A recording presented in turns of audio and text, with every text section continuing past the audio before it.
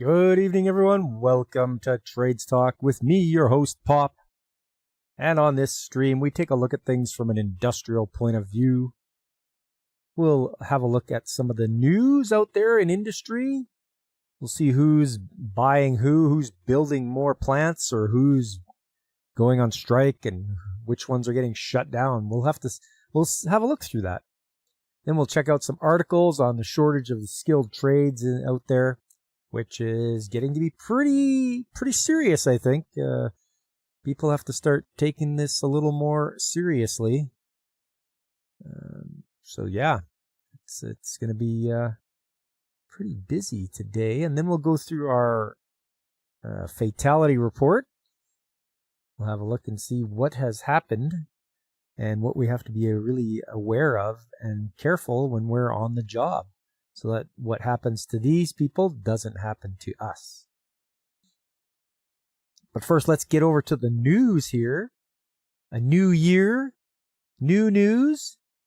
We'll have to see if anything has gotten better for the year. And we'll go right here. There we go. First up, Canada's manufacturing downturn persisted in December. Okay. Yeah, that's going to happen.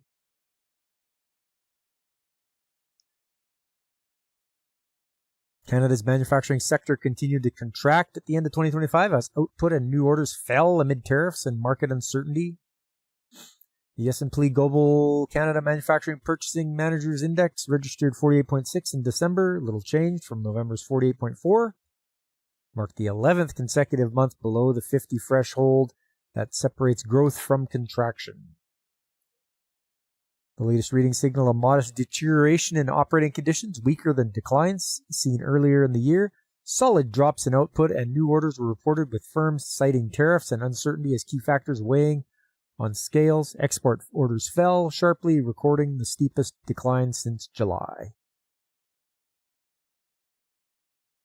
Tariffs continue to affect supply chains and prices. Average lead times for input deliveries lengthened due to customs delays, particularly for U.S. imports. Some manufacturers reported sourcing materials from suppliers outside the U.S., which also contributed to longer delivery times. Input price inflation picked up slightly in December, remaining elevated overall. Metals such as steel rose in price, and tariffs were widely reported as inflationary. Selling price inflation reached a 6-month high as firms passed higher costs on to customers. Manufacturers reduced purchasing activity, leading to a 12th straight monthly decline in input inventories. Companies also signaled a preference for holding less stock of both inputs and finished goods to minimize costs. Employment fell for the 11th consecutive month, largely due to non-replacement of departing staff. Backlog of work continued to decline, consistent with trends over the past 3.5 years. Also, I don't think a lot of business hired during December, Christmas time and all that. Business confidence softened to a 3-month low and remained well below historical norms, with tariffs and uncertainty over future demand weighing on sentiment.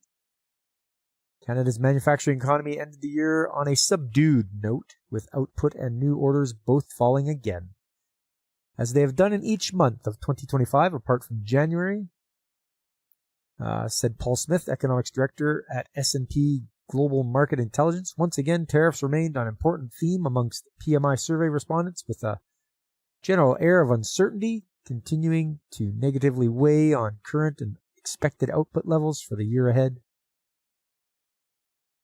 This means firms remain naturally cautious and seeking an operating leanness, either in terms of labor capacity or inventory holdings.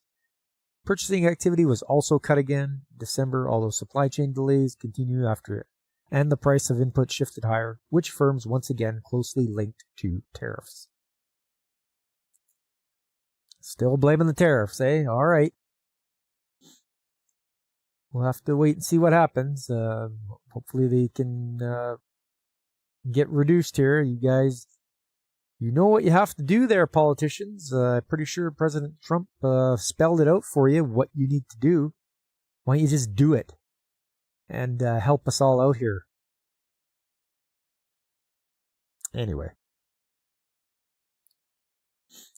Next up, NIO Battery achieves official vendor status with Asian Fortune Global 500 Automotive OEM. NIO Battery, eh? Okay, let's see what that's all about.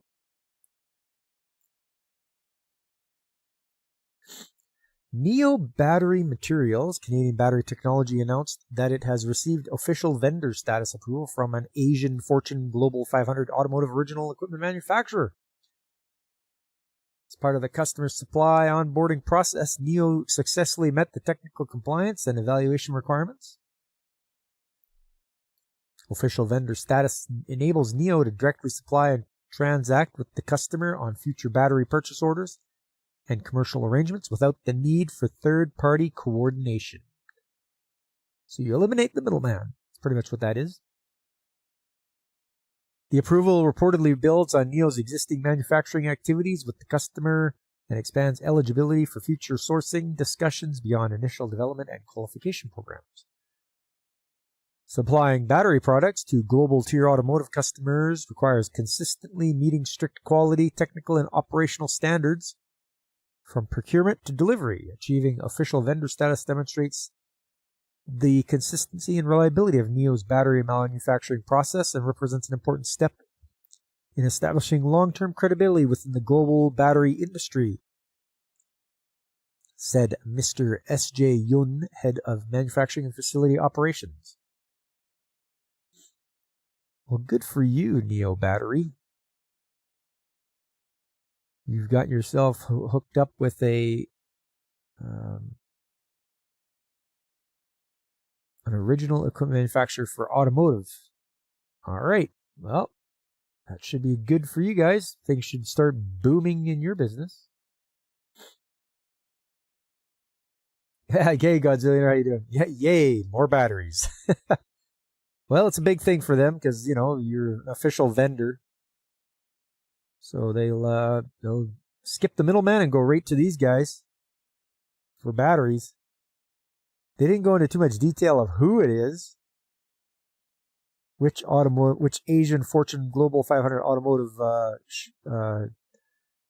person or company it is. No, they should have given a little more information than that. That was just a teaser. Here's another one. Linamar closes acquisition of German iron casting plant.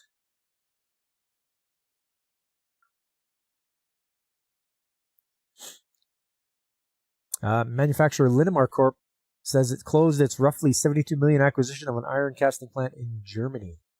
It's Temu Motors. Yeah. Everybody, don't order your car off Temu. It's not a good idea. But on the good part, I think they can just fold it up and bury you in it after you have an accident with it, or it burns up on its own. It's a transformer. Transforms from car to coffin. Hey, Alex, how you doing? You're grabbing a seat. Right on. Welcome. Guelph, Ontario-based Linamar initially announced the €45 million acquisition of the facility in Leipzig from George Fischer on October the 7th. It says that the plan includes numerous technology, including 3D printing and prototyping, as well as Europe's largest molding box for machine-molded iron castings. In November, Linamar also closed the acquisition of Aludyne North American operations in a $300 million deal that significantly expanded its manufacturing footprint in the United States. It said the Aludyne acquisition would help serve customers locally, which it noted was increasingly important in the dynamic global trade environment. Linamar said Leipzig plant will help expand its on- and off-highway commercial vehicle business and is close to some of its existing Linamar European facilities. Okay.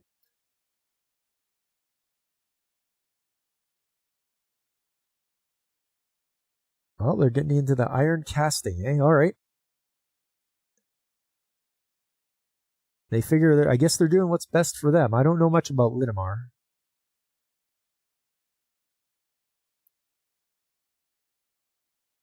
Eliza Verbanek, appointed managing director of Endress Hauser. Who cares? Doesn't matter. We don't care about management. Who's being appointed to what? All right. Well, that's a short news time right there. Like that's not a lot. Slow to start. Slow start for the year on news. Let's move over to some articles. German iron, that didn't work out so well for Europe. Yes. It did not work out very well for us, but this is all right. We are more peaceful now than before. This one I saw. This is on the webpage called The Canadian Immigrant. Immigration slows, but Canada's demand for skilled tradesmen grows. Canada has reduced the number of temporary and permanent residents it plans to admit, but its need for skilled tradesmen has not gone away. No, of course not. But you can always introduce that to the next generation coming out of high school. You can do that. You have, every year you have a giant rush of kids that are coming out of school looking for jobs if they don't have them already. So here you go. It will be alright. Ja, das ist gut. It will be alright. In Budget 2025, the federal government committed billions of dollars to new infrastructure projects, including housing, roads, ports, pipelines, and energy-related construction. These investments are meant to address Canada's housing shortage and support long-term economic growth. At the same time, Canada's population growth has slowed, largely because fewer temporary residents are arriving. According to Statistics Canada, population growth declined in late 2024 and early 2025 after several years of rapid increases, driven mainly by changes to international student and temporary worker programs. Think about all those tradesmen you can bring in from third world countries. Oh yeah, just think about them all. All that quality work they're going to do. And I'm sure they'll never worry about safety or anything. They're always going to be the safest ones on the job site, right? Yeah, it's a win-win. Low wages, don't have to pay for any WCB claims or anything like that, or it's great. The combination of fewer newcomers and major building plans has raised concerns where Canada will find enough workers to carry out these projects. Canada's construction sector has been dealing with labor shortages for years. An aging workforce and high retirement rates mean many experienced tradesmen are leaving the industry faster than new workers are entering. Domestic training programs have alone not been able to keep pace with the demand. Once again, not the fault of the people, the fault of the guys that are running the show. Politicians, I point the finger at first thing, and then industry. Leaders of industry, leaders of businesses, I point the fingers right at you because you are short-sightedness when greed has stopped any kind of learning or anything that could help out build up your workforce. Instead, you want to just step all over the worker and treat them like garbage and pay them nothing, and you expect top quality work out of them. No, not going to happen. Industry data shows the scale of the challenge. Build Force Canada estimates that Canada's construction industry will need more than 85,000 additional workers by 2032 to meet demand and replace retiring workers. The shortages are most pronounced in key trades such as electricians, carpenters, plumbers, and heavy equipment operators. All those are fine jobs too, you guys. Electricians, carpenters, plumber, heavy equipment operators, you're doing well. Those are very good jobs. Statistics Canada data also shows that job vacancies in construction and skilled trades remain elevated compared to pre-pandemic levels, even as other parts of the labor market cool. This suggests that demand for tradesmen is structural and not temporary. Because of these pressures, skilled trades workers from outside Canada continue to be a strong match for labor market needs despite tighter immigration targets overall. You got to vet these guys, though. If they're coming in and they're saying that they're, oh, I'm a welder, I'm an electrician, test them. Test these guys out because a lot of them lie. And I've worked with these guys that have lied.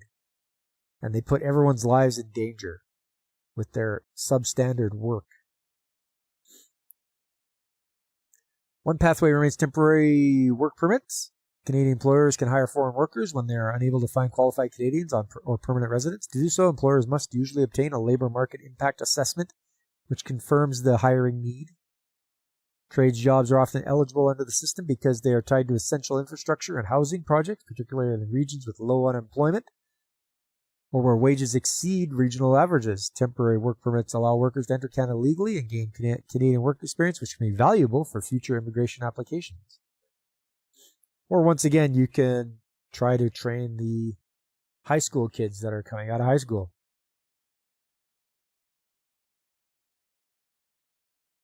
Permanent residence options also continue to favor skilled trades experience. Canada Express entry system includes category-based selection, which allows immigration authorities to issue invitations based on labor market needs rather than overall rankings. Trades occupations are included in these targeted categories, increasing the chances for qualified workers with recent relevant experience. Eligible candidates may qualify through federal programs such as Federal Skilled Trades Program, the Federal Skilled Worker Program, or the Canadian Experience Class, depending on their background.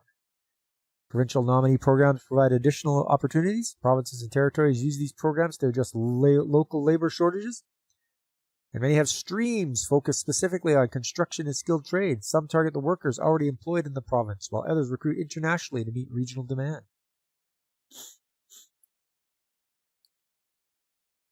But if we train high school kids, how will we make them live in the pods and eat the bugs? That's the thing. We don't want that. We don't want to eat the bugs and live in the pod.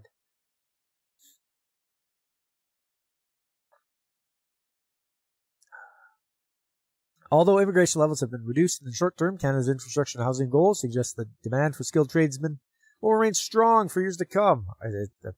That's true. I mean, with a lot of guys retiring, you're going to be in need of them. Large-scale construction projects require a stable workforce, and the current labor supply is insufficient to meet the need without immigration. And I don't think so. For foreign trades workers, Canada continues to offer legal and demand-driven pathways to both temporary employment and permanent settlement, even as overall immigration numbers are adjusted. In-demand trades by province, wages, and PR fit. Electricians in Ontario, $20 to $34 to $50. Whoa, low, medium. Okay, so the low end is $20 an hour, medium's $34, and high end is $50. Wow. In BC, $20, $34, and $47.49 an hour for the high. Alberta, $21, $38, and $46. It's even lower in Alberta. Yeesh.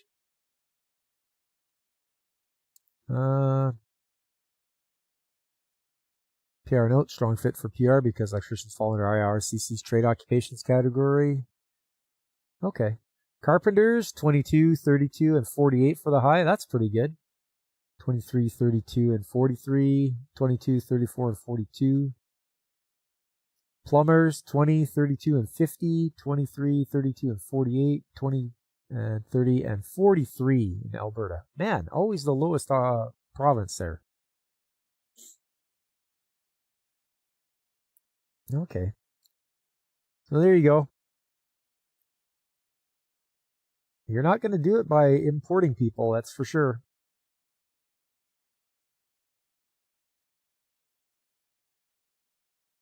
When is Trump-Berta going to become the 51st state? I don't know. I think I heard something about a referendum or something we're going to have. We're going to vote on it, probably. To see if they got to get the word out, though.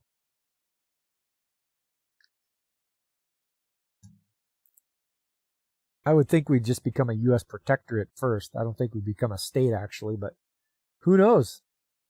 We'd be like a Puerto Rico or something like that. Correct me if I'm wrong. I just got a guessing as to what we'd be equivalent of. Oh, just a sec, guys.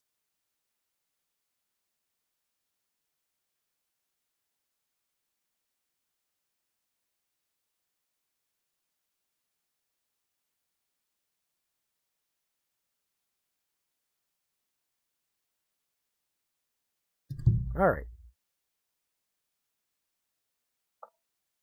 So that's that one. Next one. This one. I'm going to take this with a little grain of salt because it is from CBC, which is the national broadcaster of the country. Maybe it's equivalent to NPR in the States. I'm not sure if you consider NPR to be a national broadcaster in the States. Anyways, they think along the same lines. They have the same ideology.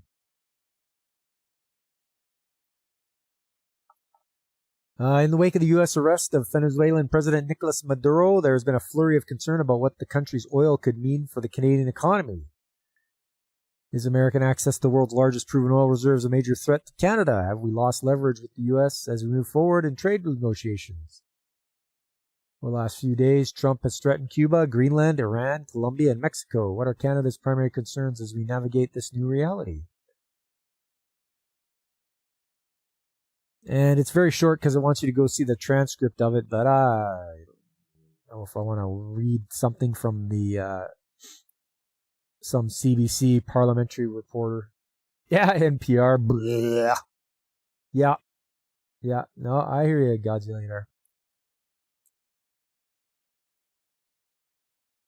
I wanted to put the question out to you guys out there. So now that there's pretty much going to be American control of Venezuelan oil, is it going to bring the price down? Is the price at the pump, which is what we all deal with, those of us that drive cars. You know, I'm tired of paying over $1 a liter for oil or gas. You know, I think the last time I filled up was $1.15 a liter. That's what is that? It's like $4.50 a gallon. Anyway, I'm tired of it.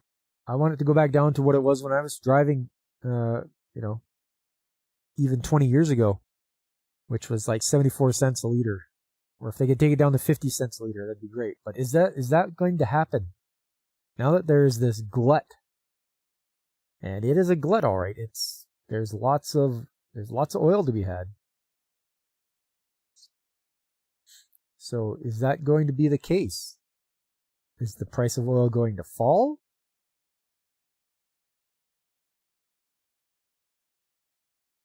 Oh, it isn't about price per barrel of oil. It was about Venezuela selling to China and Russia. Helps keep the petrol. Oh, thank you for that point of view, Godzillionaire. I wasn't even aware that Venezuela was selling to China and Russia. Our oil sands are screwed. Uh-oh. It'll be like before when there was a big something happened up there and a lot of guys were getting laid off and a lot of guys were having to get rid of all the toys because when the boom was going on up there, it was just work as much as you can and the money's rolling in and the guys are buying toys left and right, side by sides, boats, whatever they were buying. Then when it came crashing down, guys were selling stuff like crazy. They couldn't afford, any kind of bills they had, they couldn't afford them, and it was rough. I wonder if it'll do.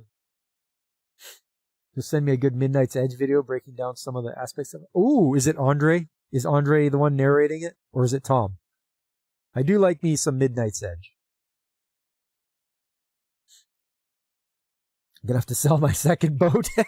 Yeah, that's what it was like up there. Guys were getting rid of their ATVs and side-by-sides and anything that was just frivolous and that they owed on as well. You know, they're buying these $100,000 trucks. You literally had that conversation with the union guy about complaining about their contract. Oh, yeah. There's some guys that can't live without working overtime, which is just blows my mind away. It's like you need the overtime just to survive. That is nuts. You have way too much expenditures. You really, you got to cut back. So it's the mentality up there. And then when something like that happens, then yeah, and even I've heard of guys were like off on themselves because they were just so far in debt. They just couldn't get out. So yeah, it's rough. We got to be careful here. I'm kind of happy I'm not really linked in deep with the oil and gas industry. We were just working a chemical plant, so it's okay that we'll have to wait and see what goes on here. I'm sure a lot of people are going to bring that up, though, that, hey, you have these reserves of oil now. You should be able to have the price should come down. But it's probably artificially high anyway.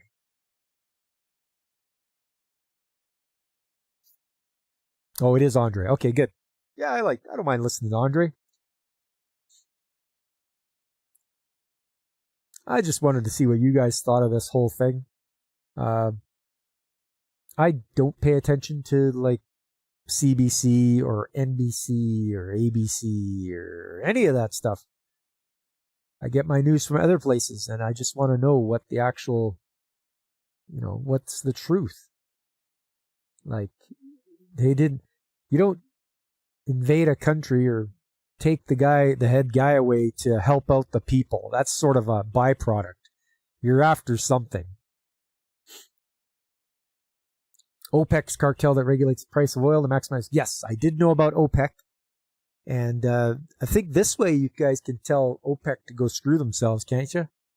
Having all those guys in the Middle East with so much power and money. It's like, you know what? All you have is oil. So if we're not going to buy your oil, you go eat sand or whatever. You know what I mean? Go ahead and, we'll have our own oil to go after to do, and we don't have to use theirs anymore, which I think would be great. Stop giving those guys all the money and making them stupidly rich.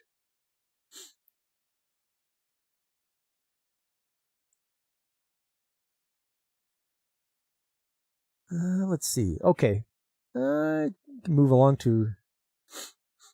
You hate sand. It's so coarse. Yes, I know. Gets everywhere. Makes things very smooth. If you use it in a blaster or anything like that. Wears things away. Anyway, let's go over here. Oh, this is your Ohio news. So hey, from Ohio. If anybody's near Ohio. Skilled trade face labor shortages as retirements outpace new workers. Yes, that's going to happen. Companies across the United States are struggling to find skilled labor such as carpenters, mechanics, welders, and electricians. Demographic data show nearly half of the skilled trades workforce is over age 55. Well, I'm not there yet, but a couple of years. And fewer than 9% of those ages 19 to 24 are entering the trades. As baby boomers retire, labor shortages are being felt not only nationally, but locally. You do wish you had a small sand or bead blaster at home, just not practical for how little you'd use it. Yeah. Yeah, there's got to be a place you could go and just pay to rent to use one. That would be you're like, I need this equipment, but I just need to use it for like an hour. Make like an arcade except for tradesmen. You go in there, you put your dollar in the machine, you use the sandblaster. Or you put your dollar in the machine and you get to use a power hacksaw or something like that, or the welding machine. Maybe swipe your credit card. Maybe not just put a dollar in, but you swipe your credit card and there you go. You can use it for however long you need to use it. That's a good idea.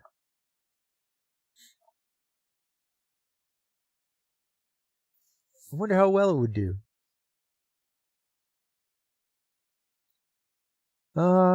Dewey Allison, a CADA's resident and maintenance manager at Pittsburgh International Airport, said the company is struggling to find qualified entry-level mechanics. In our company, we have been running ads on Indeed and social media, and literally 1 out of 100 applicants is even qualified to interview. We see a huge lack of qualified applicants from entry level all the way up to level 3, well-experienced mechanics. Usually entry level is you don't have any qualifications because it's an entry level job. Anyway, Home Depot and Lowe's will let you rent tools by the hour. You did rent a small jackhammer once, bust up a small car. Oh yeah. Yeah, they'll do that up here too. I like the fact you can rent at my Home Depot. You can rent a van. So I was like, I was buying some. What was I getting there? 2x4s or plywood? Anyways, I was getting something big. It was probably plywood, and I was like, okay, well, my car, I can't fit it in there, so I rented one of their vans. Entry level, 5 years of experience required. That's ridiculous. Gary Dodds, owner of Gary's Body Shop in Cadiz, which has been operating for 45 years, said his experience is similar. Ohio Job Services, we've had job ads there for 2 or 3 years and don't get any response. Dodds says he added that he began noticing difficulty finding skilled workers about 20 years ago. See, this guy knows. 2x4s won't fit on my moose. Hey, he's a summer moose, okay? Jennifer Bugner, work-based learning coordinator at Belmont Harrison Career Center, said she sees firsthand why the Ohio Valley continues to experience a shortage of skilled labor. This issue didn't happen overnight, and it isn't due to a lack of capable students or willing employers. For many years, there have been a strong push toward traditional 4-year college paths, often unintentionally undervaluing skilled trades and technical careers. The children of baby boomers pushed toward college rather than the trades, created what Bugner describes as a perfect storm. She said many highly skilled workers in Ohio Valley are retiring. There are not enough trained individuals prepared to step into those roles. The outlook is not entirely bleak, particularly for young people interested in entering a trade, according to a strategy and management consulting firm McKinsey & Company. The labor shortage has created significant wage opportunities, with average labor sector salaries increasing by more than 20% since 2020. It's called communism. Push the kids toward college so we can indoctrinate them. That is so true. The minds, they get there, they don't understand. They don't know what the real world is like. You're insulated from everything else when you're in your college or university or whatever. They're like, oh man, I gotta go to class, I gotta listen to this teacher, blah blah. I get, I don't have to work for anything. I get all my stuff for free. My parents pay for it. They just don't understand. They need some real hardship to understand what things are really like out there, rather than getting things handed to them. Ideologies about how, everyone should be free to, whatever communism doctrine they have there. Free the proletariat and, the rich people, they're taking advantage of you. So you got to fight against them. And that's all they're told there. Is they're just told that they should be militant and fight against the capitalistic idea and making money. Making money is bad. You don't want to have, you don't want to own things. You want to have, it's ridiculous what is taught there, and the instructors or the professors that are teaching them that they should be fired. Just, you know what? You're teaching this. This is un-American, and boom, you're out of here. You're fired. You're done. That's what's got to happen. Somebody's got to put their foot down and say, you know what? That's enough. You're out of here. But It'll be a lot of years before that happens, I think.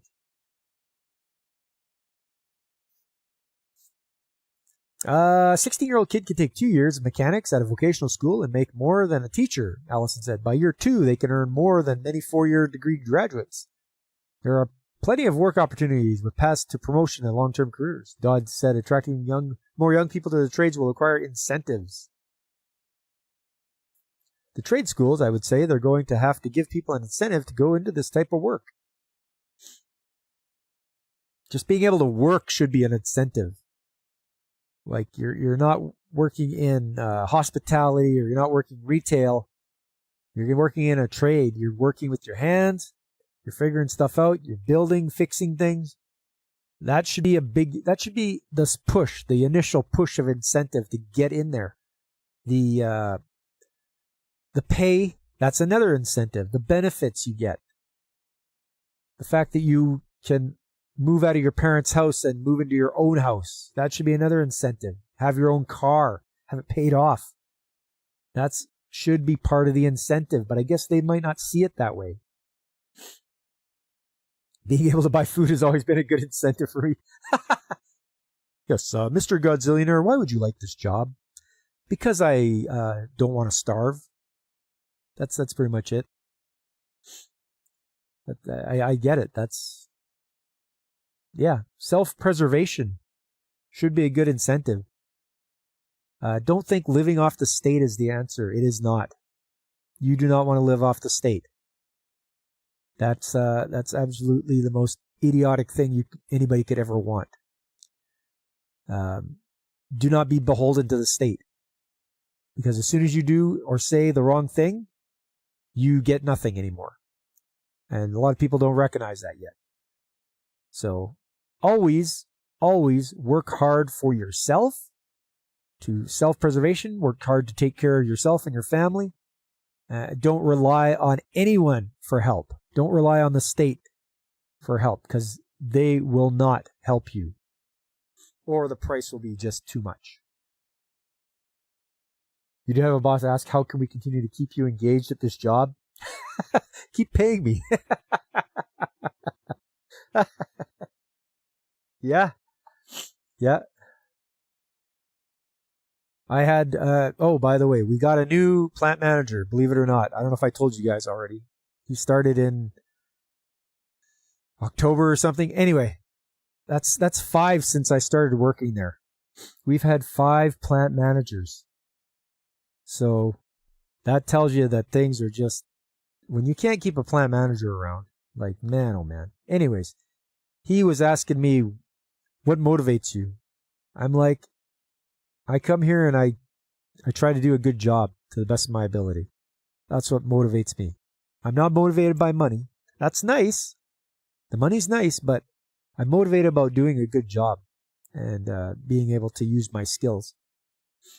Fabric, how you doing, man? Sorry you're late, but it was support Venezuelan stripper night at the Biva Hut, so cups as far as I can see.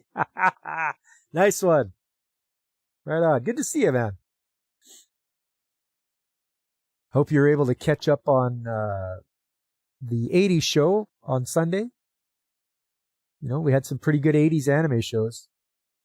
Oh, and Godzillionaire watched all of Gunbuster. So, kudos to you, Godzillionaire. Well done. I'm glad you're able to enjoy that masterpiece by Gainax. October, he must be doing good because he isn't in retention pond yet. It's frozen over. We gotta wait till spring thaw there, Fabric, and then all of a sudden the retention pond will be back in operation. Somewhere Maduro and Diddy are complaining about the U.S. seizing their oil. Oh!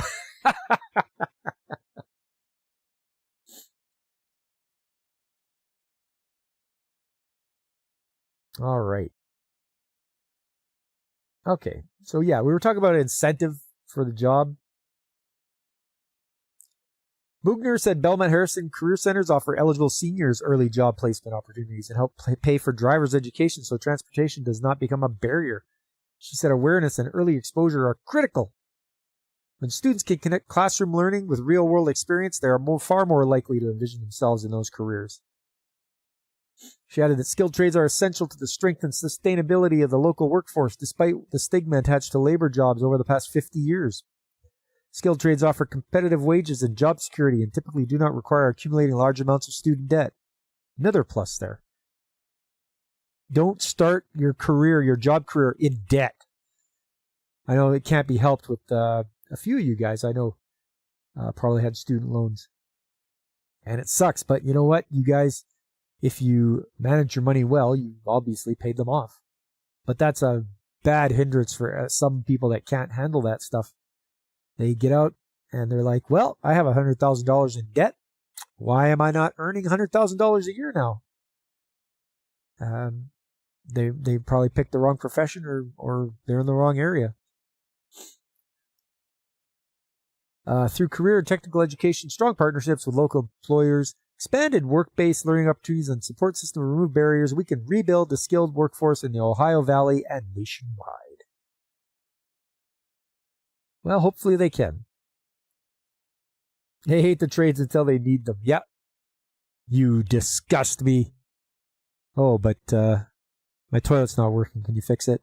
Oh, my furnace is crapped out. Can you come and fix it? All right. Moving along here. This one caught my eye. This is from 2018. Worker fatally injured in mixer machine. This can't be good. Like, this can't be good. This is probably going to be a gruesome one, but let's see here. Summary of what happened. A plant manager had climbed inside an enclosed dry mineral mixing hopper to descale a buildup of mineral deposits. The assistant to the plant manager activated the control switch to the mixing hopper, which engaged the agitator mixing ribbon inside the mixing hopper. The plant manager, still inside the mixing hopper at the time, was pinned between the rotating agitator ribbon and the inside wall of the mixing hopper and received fatal injuries. Oy. Oh. Why have student loan debt? Guys, you can use AI to make an OF girl and rake it in. Let's see here. Taurus Natural Incorporated, operated as a cattle mineral supplements manufacturer. You ever heard of these guys? Fabric? Taurus was a small employer located in Cardston, Alberta, and had 7 employees at the time of the incident. Plant manager, what'd you do? Wasn't me. They haven't dredged the retention pond yet. Plant manager started working for Taurus in December of 2017 as plant worker and received training from the previous plant manager. In January 2018, the plant worker was promoted to manager. A month. Right? December 2017, January 2018, he was started as a plant worker and he was promoted to plant manager. Oy.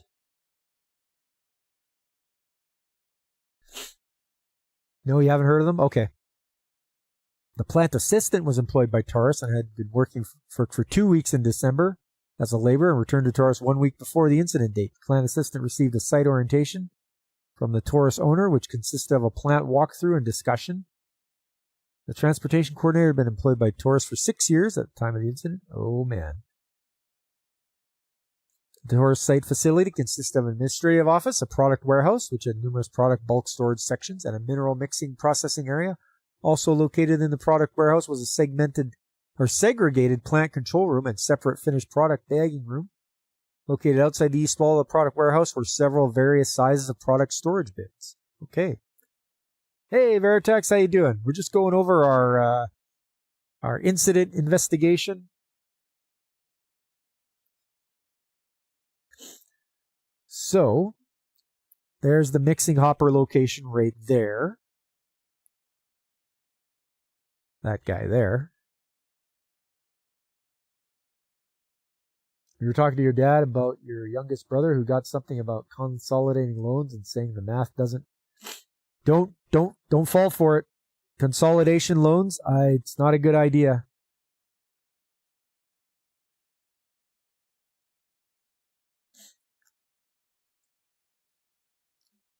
What's this? Mixing hopper was approximately 3.65 meters long and 1.52 meters tall. What is that? That's about 10 feet long and 5 feet tall. He says when you calculate how much you pay at the end of the term, you end up owing more than what you did at the beginning, and it's still not paid off. You told him it's because it's rent seeking. Yeah, it's the interest. It's the interest they put on it. It's ridiculous. It's a form of servitude because you have to work to be able to pay the loans back, but you can never earn enough to pay the loans back. It's catch-22. Yep, that's right. God, Veritax, you can't do that. You can't. Those stupid consolidating loans places or payday loans, don't do those. No matter what.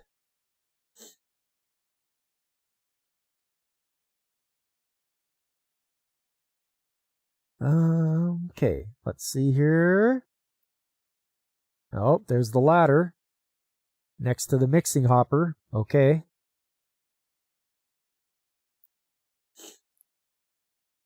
There's the hatch opening of the mixing hopper. That doesn't look very good.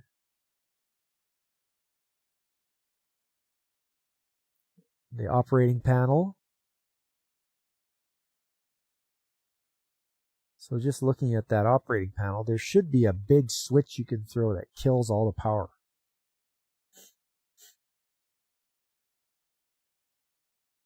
They're throwing out rates at 38%. Ugh.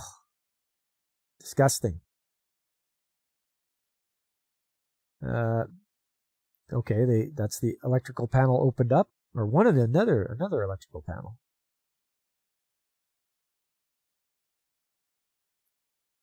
Lock applied to the electrical panel by OH&S.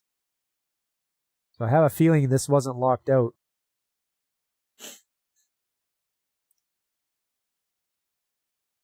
Product mixture formula, stainless steel batch mixers. Here's the sequence of events. Here we go. Yeah, it's accident time. Accident time. On January 30th, 2018, at approximately 8 a.m., a plant manager and plant assistant arrived at the Taurus processing facility to begin work in the cattle mineral supplement processing plant. The plant manager and the plant assistant were tasked with preparing, mixing, and packaging a batch of supplement and mineral mixture for cattle consumption. Plant manager and the plant assistant operated a mineral mixing system which combined various minerals and compounds from their respective storage bins through a series of augers. The material emptied into a sizable mixing hopper that contained a large agitating mixing ribbon. Molasses would then be added during the mixing process, and ultimately the finished mineral product was emptied out from the bottom of the mixing hopper into a smaller hopper via another auger. Eventually, the mixture was sent into another section of the facility, known as the bagging room, to be packaged into large bags for distribution to customers. This whole setup scares the crap out of you. It's like Murphy was here. I mean, it just doesn't get, it's not getting any better. Yeah. Shouldn't there be like a big red button that says emergency shutdown? Every control panel should have that. It's called an ESD, emergency stop device. You hit it, boom, kills everything. Throughout the shift, the plant manager and the plant assistant continued to experience problems with the batch mixing hopper. The combination of the overloaded product in the mixing hopper and the introduction of molasses into dry mineral would cake up the inside of the mixing hopper and cause agitating mixing ribbon to quit rotating and stall the mixer. How much were they putting in there?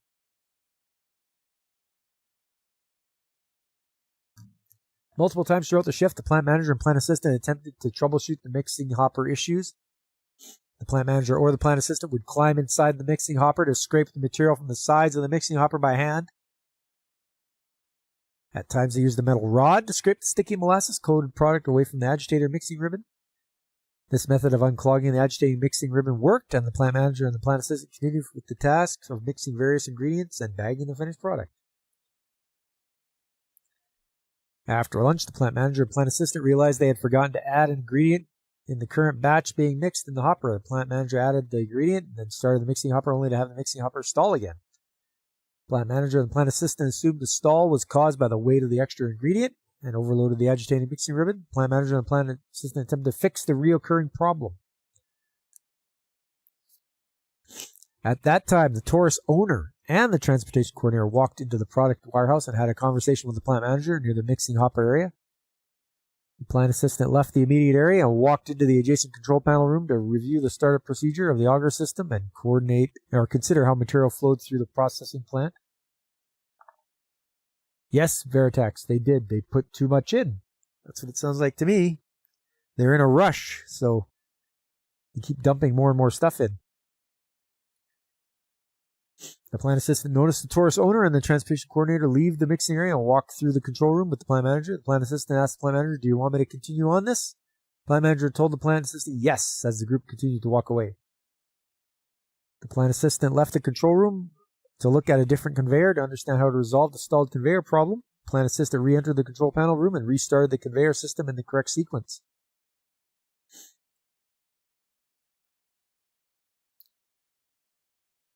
System to the manager says, "Hey, I got an idea. Let's do a performance test of our hopper and augers and see just how much stuff we can send through in a short amount of time. What could go wrong?" Yeah. Once the conveyor was turned on, the plant assistant left the control panel room to listen and determine if the conveyor system was running. The plant assistant returned to the control room to open the drain gate on the mixing hopper. The plant assistant then returned to the plant mixing area to confirm if the product was moving.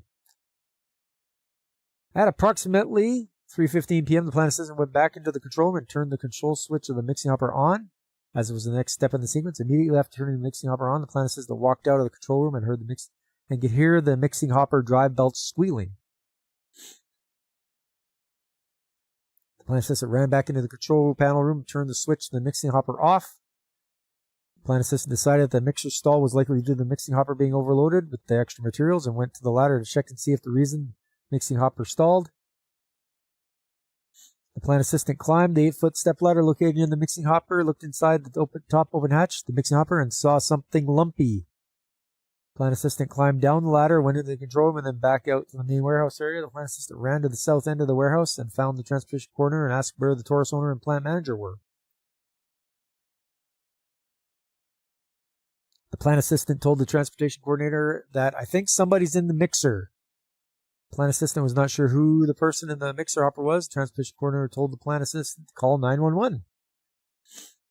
They used their cell phone to attempt to call 911, but didn't know the work site address, so they ran into the administrative house and told an office worker to call 911. The transportation coordinator saw the Taurus owner at the back of the warehouse with the forklift and yelled for the owner's attention. The transportation coordinator ran to the mixing hopper and climbed the ladder to look inside using a flashlight. The transportation coordinator saw the plant manager inside the mixing hopper.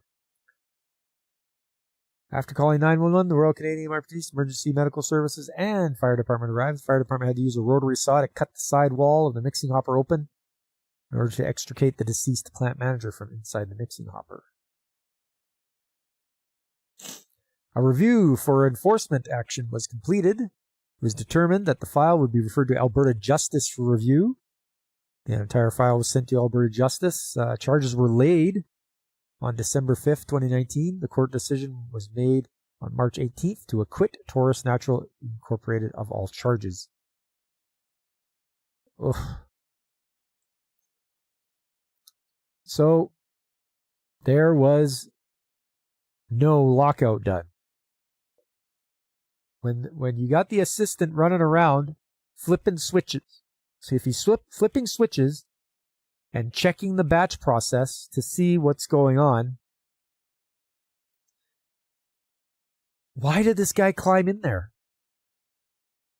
He didn't let anybody know what he was doing. He just decided to climb in there. That's what it seems like on the report.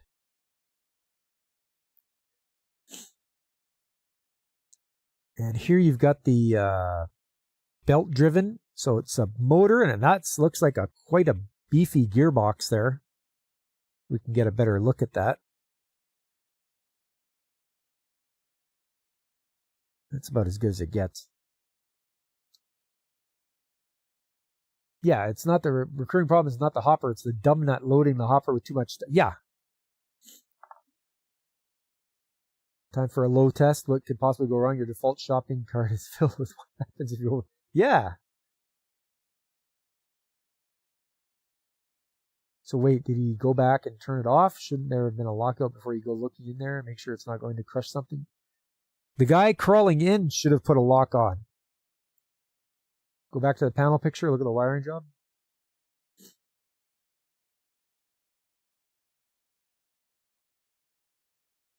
I don't know.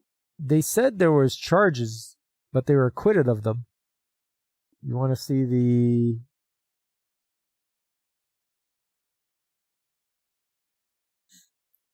You want to see this one, Fabric?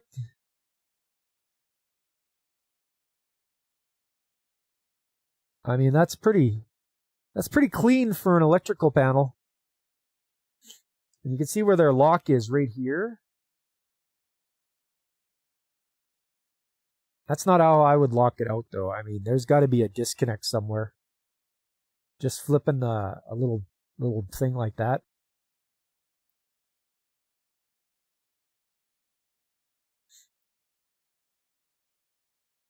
But yeah,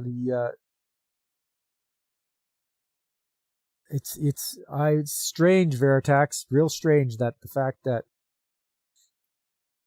why did the guy now, were they taking turns? Is that how they were cleaning out the hopper to begin with? Were they just climbing in, taking turns climbing in? And that just so happened that the assistant just was flipping switches at the same time that Buddy climbed in there, and he didn't say anything. At least that's what the report says. Screen freeze? Shouldn't have. Should be good. Hey, what's up, DJ Ronnie G? What a day. You woke up 2 hours late for work, tuned into me an hour late. Circuit fixer pal. I mean, yeah, there you go.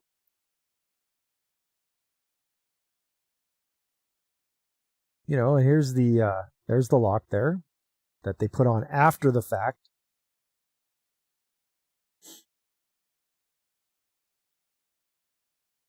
Oh, you're looking for the emergency shutdown, Veric. I didn't see one. I didn't see one either. Like, if we go up to right here is where it should be.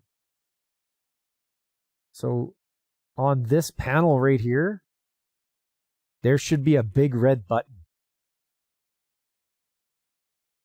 Or even on the panel beside it, but there's nothing. Like,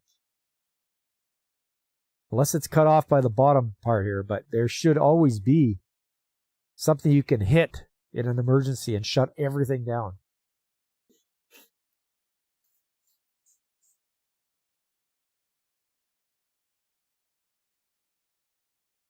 Just spray WD-40 when your breakers trip.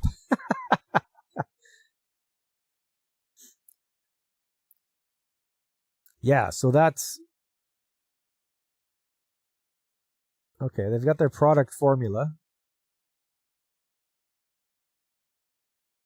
This is from the manufacturer, what their batch mixers look like.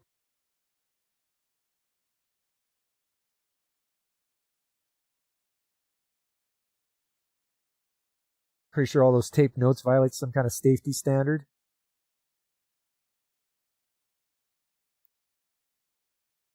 So the owner was there, but we don't know what the owner and the plant manager were talking about.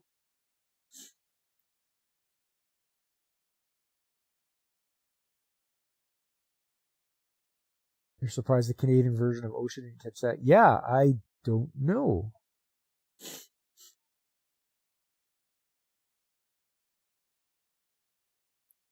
Also, they don't control where these guys buy their equipment from.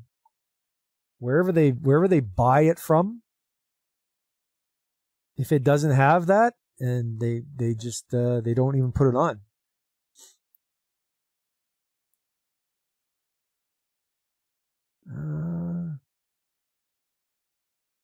Canadian version is oh sorry.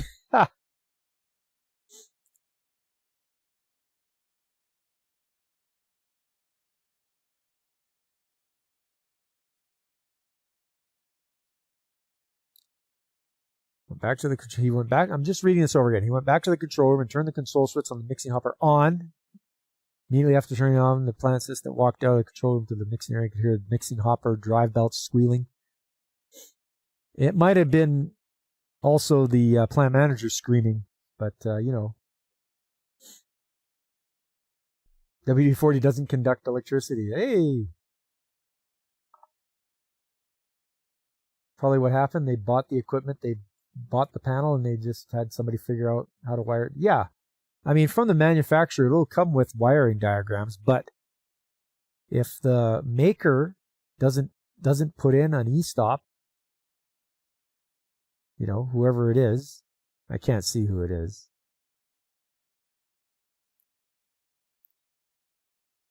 Depending on how old it is, Easy Automation Incorporated. That's what it says there at the bottom on this panel. Yo, DJ! Either an engineer to lay it out to consider how the system would work, or did they ignore what they said? Well, it sounds like it's a very small operation. If the owner is the guy driving the forklift around, it only has about 7 employees, I think it said.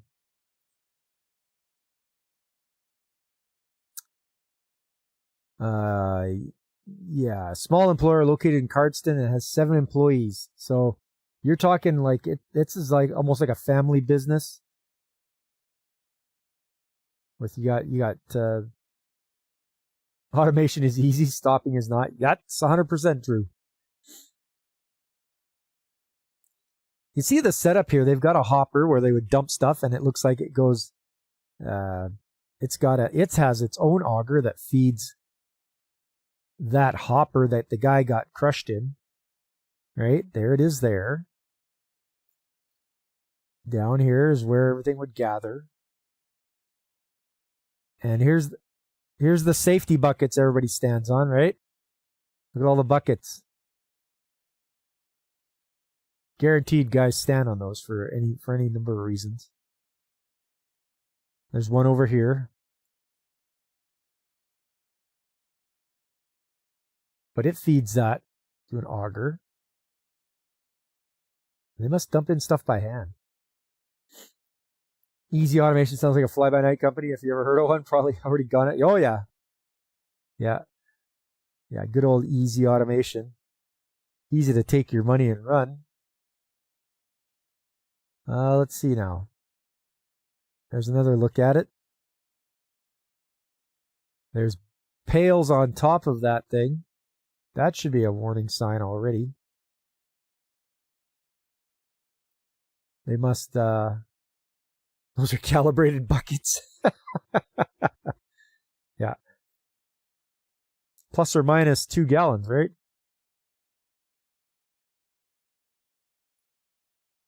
Buckets up here, buckets over here, like just crazy.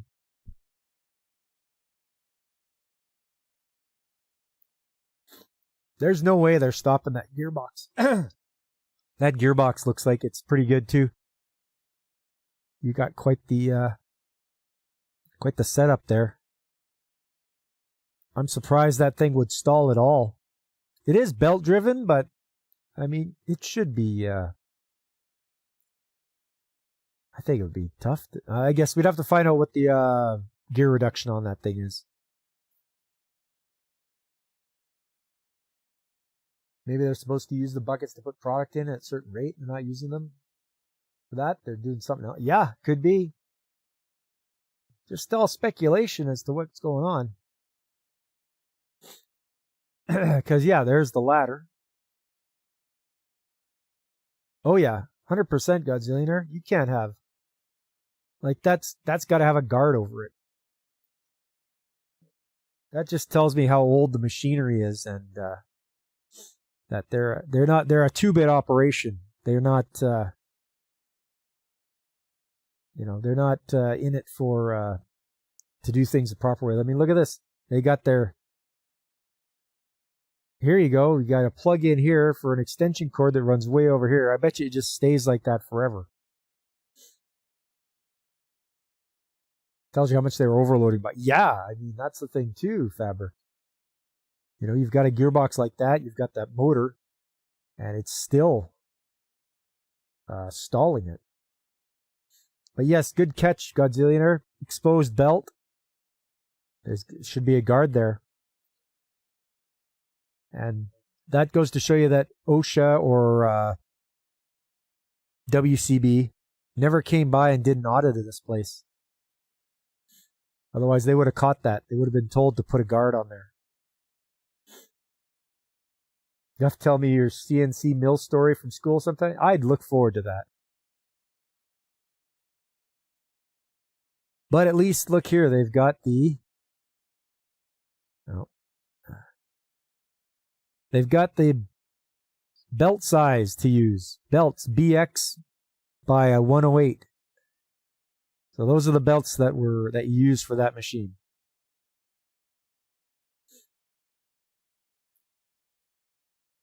And yeah, there's... Oh, we can almost read what it says on that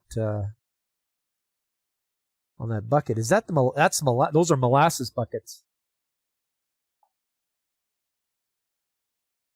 I just grabbed my magnifying glass here.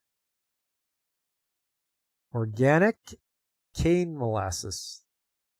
Yep. That's why those buckets are up there, because it's the molasses that must be how they add it. They just dump it in from there.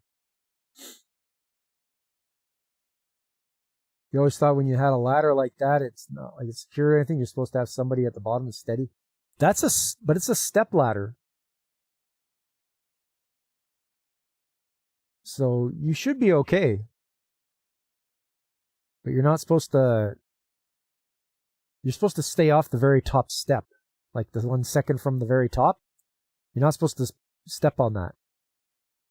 But obviously, they will. Enhance, yeah. Zoom and enhance. I can't zoom and enhance that much, but like I said, those are molasses buckets.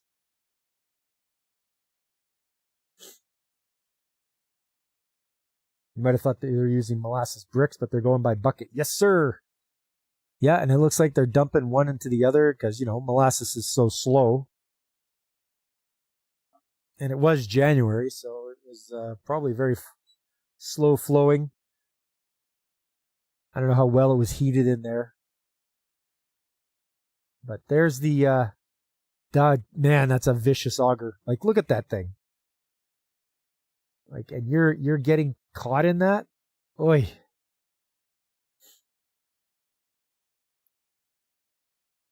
Imagine how slow it was pouring those buckets. Oh, yeah. You're just like,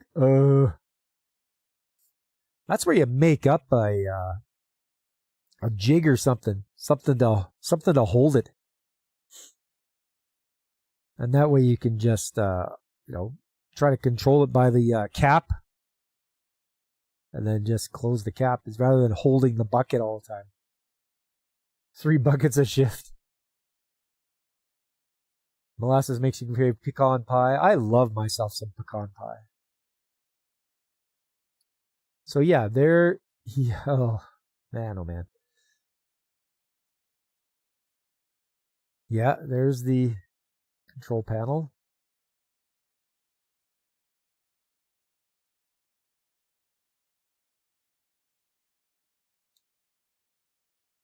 Stainless steel batch mixer. Hey, Ars, how you doing? Things are going well. It's nice to see you. We're just going over our accident of the week. Somebody was caught in one of these augers, and he didn't make it. So, yeah.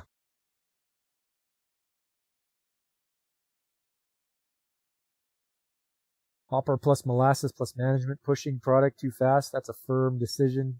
Definition of a sticky situation. Yes. You got that right, Veritax. Someday you got to use Twitch. One day. Or use molasses bricks so it's properly measured. Wet molasses is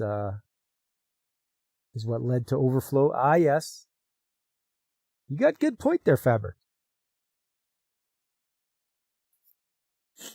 Heck of a way to get a haircut. Oh, man. I think he got more than that cut. But yeah. I don't understand why the plant manager didn't go to the assistant and say, I'm going to go up there and I need to lock this out.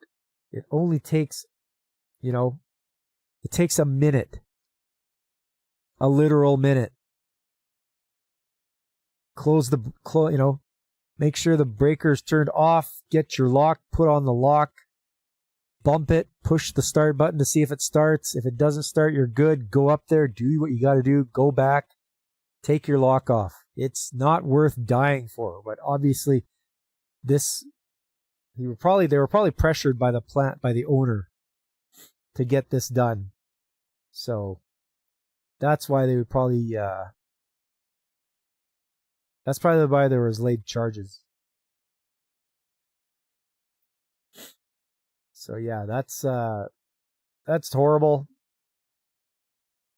Just make sure, you guys, if you're working on equipment, do like this.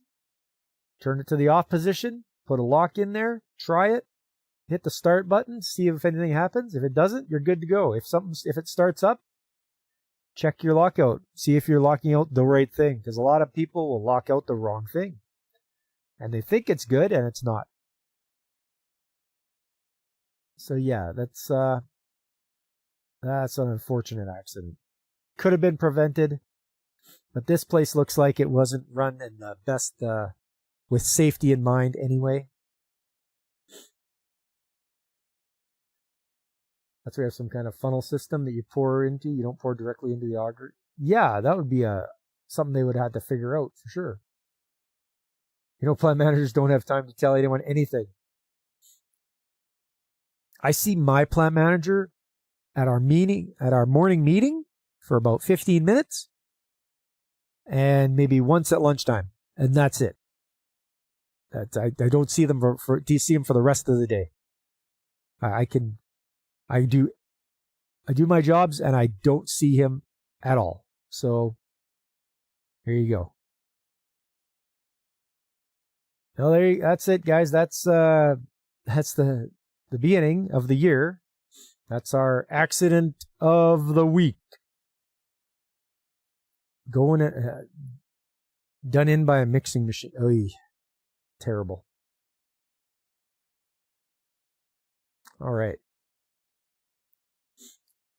Well, should we go somewhere happier? Should we go to picture time? Picture time, picture time.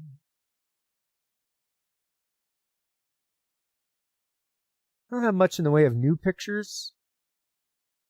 Didn't grab much, managed to grab much of anything Monday or today, but I gotta work on that. I have something for you anyway. Terrible mix-up. Ooh. You guys have seen centrifuges before, haven't you? Try that. There we go. Centrifuge. Made by Alfa Laval. Separates out the human waste from the solid and the liquid. Another shot of it. Loud as hell. Spins at like 2,600 revs. It's picture time. Picture time. Yep, exactly. There's the bowl, and then inside it is a screw they call the scroll. And the water goes one way, and the solid goes the other way. The solid goes out this end. The liquid goes out this end. It is a crappy machine. Yes, DJ. Ba-dum-bum. What kind of waste? Human waste. Yes. Solid poo. Yes. Yes, DJ. I'm not even joking.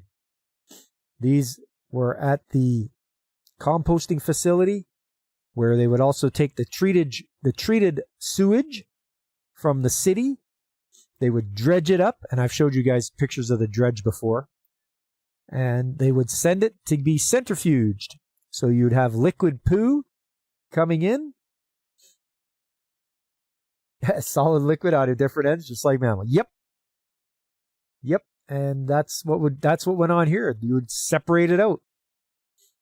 The solid would get sent to storage silos. The liquid gets sent back to the pond to evaporate.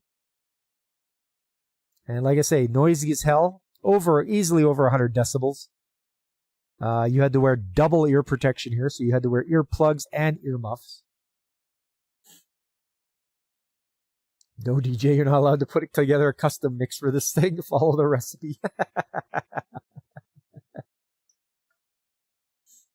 So yes, centrifuges, extremely loud, and always, and the bowl weighs like 10,000 pounds. So you got a 10,000 pound piece of machinery spinning at 2,600 RPM.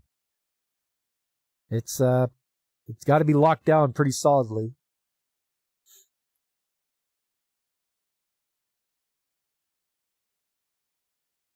This is what happens to a pump when it gets left in a environment that is full of ammonia. So this is an aluminum pump. And you can see it's a double diaphragm pump. It's damaged. I can't remember how it got damaged, though. Somebody hit it or knocked it over or something. But this should be yellow. And it's not, because the ammonia just attacks it like crazy. Because we had such high ammonia levels in the aeration hall. So the bearings on the drum got to be trued properly. Yes. Yeah. Balanced, DJ. The centrifuge bowl would be balanced properly. And the bearings would be properly torqued down and all that kind of good stuff to make sure that it was in balance. But yes, as you can see, rusted bolts and nuts. Ammonia and aluminum foil. It's featured in some video. Okay. But yeah, this thing just got eaten.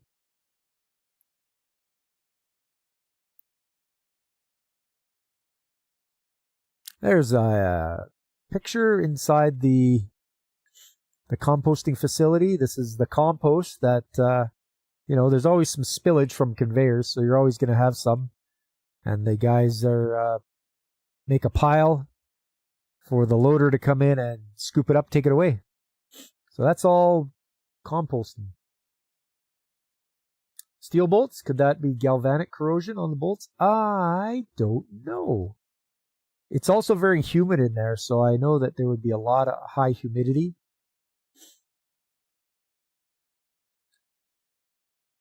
And it doesn't, well, maybe, I thought it would have been yellow. Most of these were painted yellow, but this one looks like it's got like just a natural gray covering to it. Yes, fresh soil.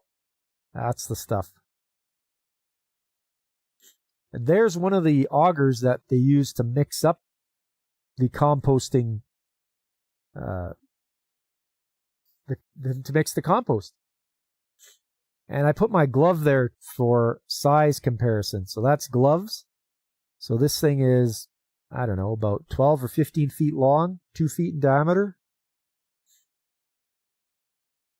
Quite a big set of augers. I have a video of them actually operating. Let's see if I can find that.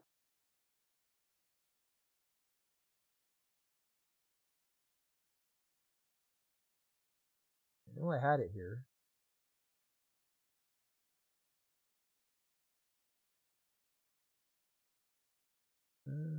Let's see.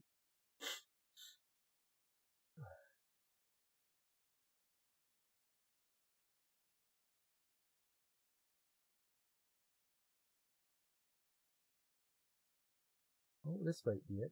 Yep, there we go. I found that. Okay, so these things, you had to change them out once a month because the abrasion was so high that it would just eat. Like, you see these round ridges here? That's a hard surfacing. So they would be sent out and they would get welded on with special welding wire, which is got a higher abrasion resistance than just regular welding rod. And they would put that on there, and that would try to help curb the wear. But what I have here is a video.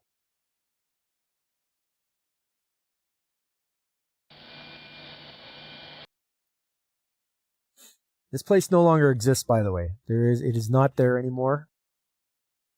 But at the time I was in there, and you could ride on the machine. So here's the machine that would work its way back and forth, turning up the compost. Okay? So I'm on the catwalk there, and there's all the, that's what we do. We'd just go along, and we'd just move back and forth along those rows. The wire welding, not the background.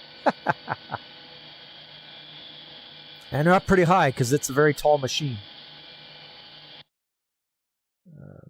From Italy. You can go over it again here. It is there. So the compost coming in. Come on now, back up. There we go. The compost coming in would land right here at the wall. And the augers would start at the wall, and they would go back and forth, back and forth, back and forth. They would gradually move everything over this way.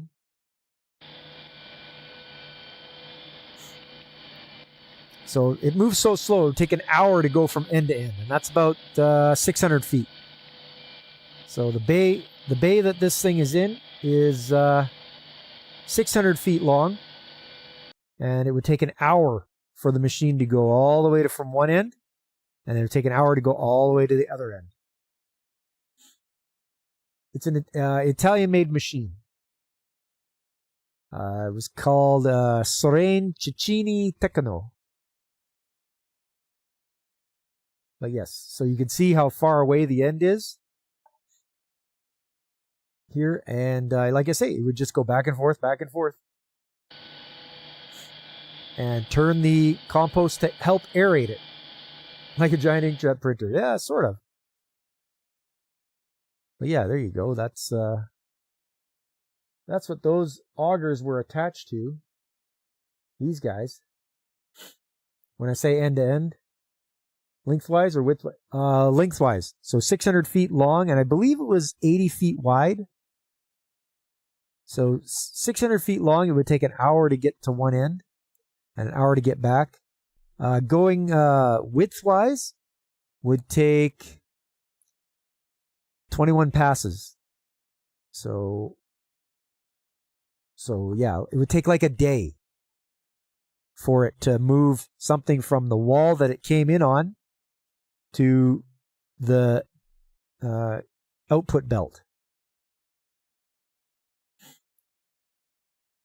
That makes more sense. Yeah, I try to explain it.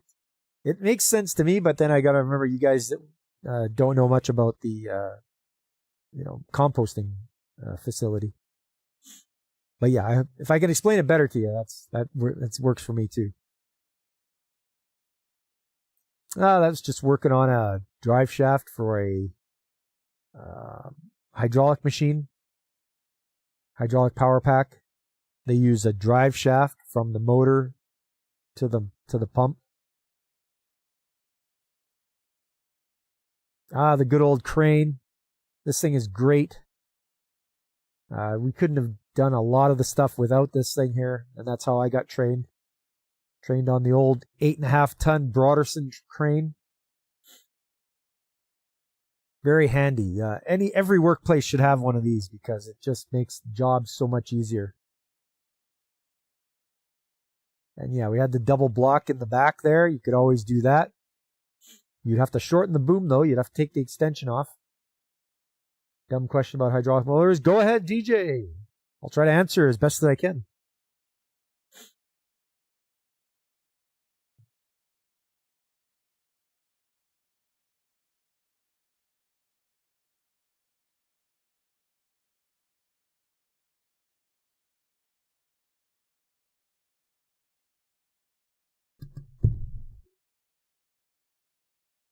They use electricity to pump the fluid into something like a turbine, and then that's what applies force to the business end of the machine. I guess it depends on what kind of hydraulic motor it is. But hydraulic motors are almost like pumps in a way. Let's see here. I should be able to find out something here.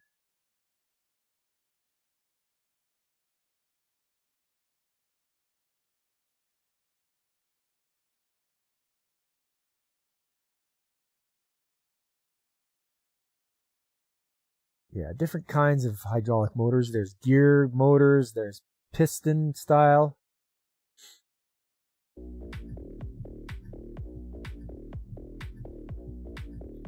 That's probably going to get me freaking copyright. That's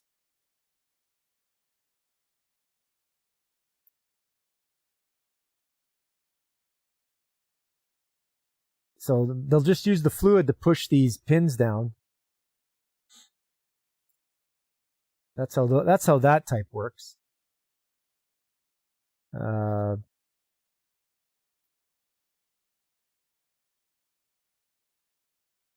Depending on what kind this guy is.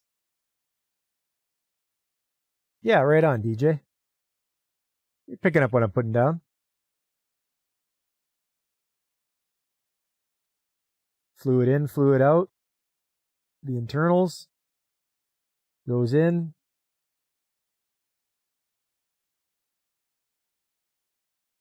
It's pretty good animation though. Okay, so this is like almost a... Okay, it's an eccentric. Yeah, okay. That's how it does it. You always wonder how hydraulics and motors fit in the same sentence. Yeah. Well, they're almost like it. It's just one transmits power one way, or if you turn it around, you could pump if you really had to. So there you go. That's all right.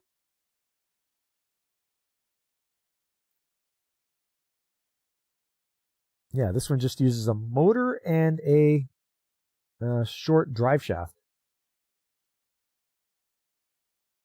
It's almost like one of those airplanes. Yeah, like a rotary. Exactly. When I saw that fatality report about the guy falling in an auger, I thought about this thing. You just got to watch the 3,000 psi fluid. Yes, you do. Do not get an injection.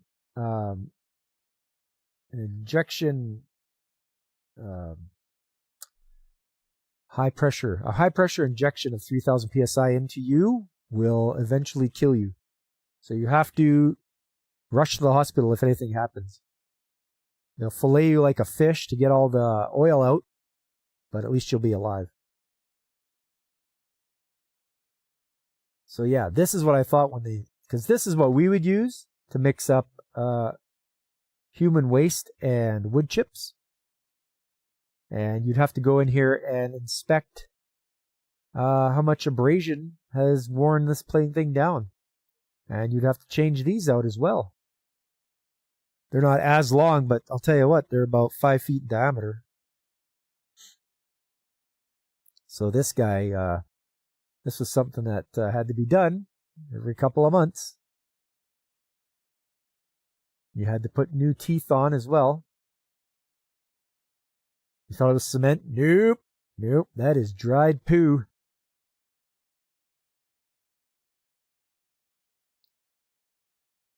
Human waste and wood chips, worst milkshake ever.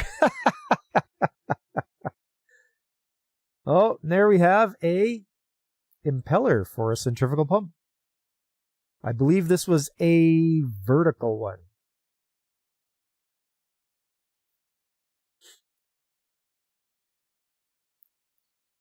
That's enough with the milkshakes there, DJ. You can see there's some struvite on here. And struvite is what's left over when you deal with a lot of urine and such like that. All the minerals and everything, and you have to do what's called an acid wash to get rid of it. So they would have to do acid washes throughout the system because the struvite would get so packed in there, it would shrink the diameter of the pipes so you wouldn't have as much volume. Yeah, good old impeller. This one's seen better days. I mean, look at this. It's pretty mangled. And I think that's after I cleaned it. Cleaned all the struvite off of it. She's a great Dabo girl, DS9. Lita. Here we are. There's a picture of me driving the crane. I'm behind the wheel. You can see there, you've got your scale. And I'm getting ready to drive inside. We must have been wanting to lift something up inside here. But yeah, there's it's urine, not mine.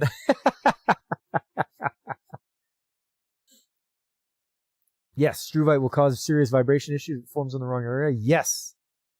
You create what's called the imbalance, and then, man, vibration and stuff goes sideways in a hurry. Does it move clockwise or counterclockwise? So, with impellers, you always want to fling. You don't want to dig into it.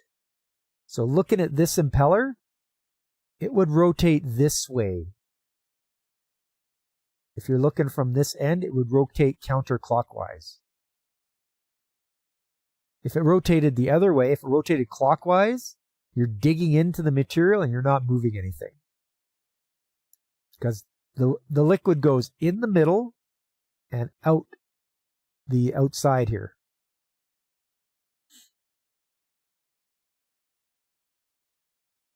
You used to do this when you were a kid? You could find the start button or key. Old DJ climbing around in heavy equipment. It's a good skill to have. Even to this day, I refer to I tell the guys at the plant where I'm at now, none of them were crane operators. I'm like, yes, I have crane operator experience. I know what to do. I can rig up things. So, yes, Godzilla has a good point. Positive displacement pumps will pump which direction they turn, and centrifugal pumps only pump in one direction. Good point. Thank you, Godzilla. Scoop from the front, cling from the radial axis, or whatever it's called. Yes. The suction side. The crane bus, the crane. No, my friend. That is the seagull. There's another pump. This one you see at the beginning of my video, or my intro. This is one of the new pumps they put in there with the motor like right beside it. And it uses a cogged belt. The impeller fluffs the poo. Now it doesn't see any solids fabric. Oh, there's the pond. See all this dried stuff here? That is human waste. That's what that is. Human waste. And out there is the dredge, which sucks up the human waste and pumps it to the centrifuge. Got a trash pump? I don't know if you'd refer to that as a trash pump. I think it's a Chinese knockoff of a Gorman Rupp. I think. No, Gold's. Sorry, it's a Gold's pump. There you go. And I can remember coming in here and having to remove the spool piece to go inside and clear the impeller of debris. But other than that, they pumped okay when they didn't get clogged full of debris. You worked on the Ganges. There it is. There it is. Yes. That's summertime, and the sun's shining, and yeah, it stank like hell still, DJ. Not the Gould. There's a shot. I'm standing on a conveyor, which is locked out, by the way. I locked it out. And there's that machine that you saw the video of with the two augers turning. You can see how wide it is. Like I say, that's about 80 feet wide. and 600 feet long. And the piles are more substantial now. So it digs right in there and it just creates the aeration that it needs for breaking down. These are all right. These are giant beds of wood chips to use as, what do they call them? Giant biofilters. So these filters would pull the air out of the building and pass it through these filters to atmosphere. And these would have to get replaced every 4 to 5 years. The scum on the pond is period plant manager and molasses.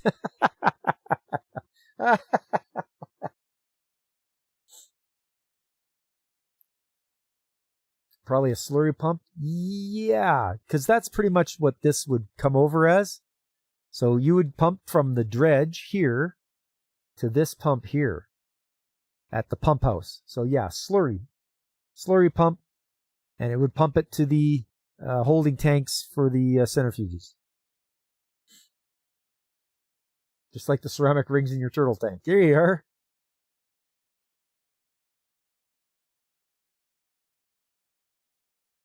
Yeah, so I got this shot when I was up here. I decided to go as high as I could go in the lift, our aerial work platform. It's only about 45 feet, but you get the idea.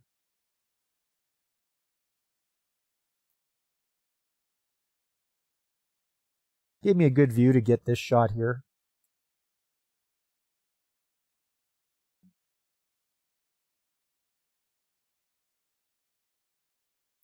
Oh, star screener. This is where you'd screen the compost to make the finished product. You can see all these rubber stars here. The big stuff would pass over top and get dumped out in the discards, and then the smaller stuff would fall through to a conveyor and get sent to the finished product. It's very neat. Very neat. Star screener. Had a heck of a time when you had to change one of these because you had to pull out the bearings, the whole shaft. It was an all-day affair.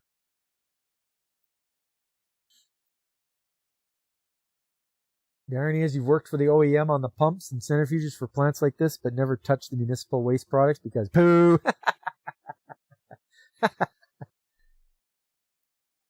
You got to be a special breed when you're dealing with that stuff, I'll tell you right now. It's, yeah. You do a lot of washing, I'll tell you right now. Oh, here we go. Out on the dredge. This was the old dredge. We had a new one, but this is the old one. I took pictures when I went out here, just to get a look at it. Not very fancy. I think this was made in somebody's garage, honestly, from the stories I've heard.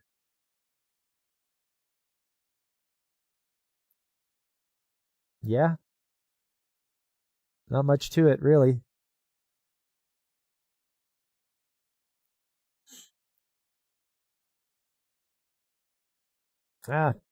Telehandler. Very handy to have. Good to know how to drive one of these. Judge Dredge. Yes. I am the poo.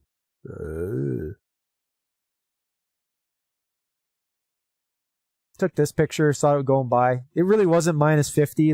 The sensor was peckered, so I'm just like, I got to get a shot of this as it's flowing by.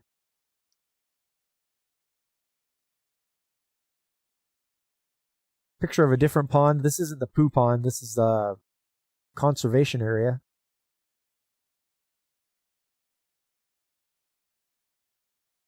That's the shot in the attic. So there's the floor here is actually the roof of the building where the compost is, and then there's the upper part of the roof here. So yeah, attic. I thought it looked really cool the way the crossbars just went and went and went, like it's just never ending. And then, everybody's favorite time, waiting for a train. before they got the overpass built.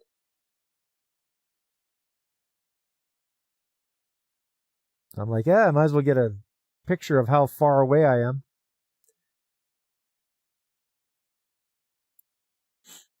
This is inside one of the bays where where you saw those augers.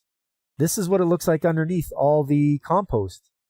You have trenches with pipes in them, and they draw the air through, and also the liquid and anything like that leaches into it.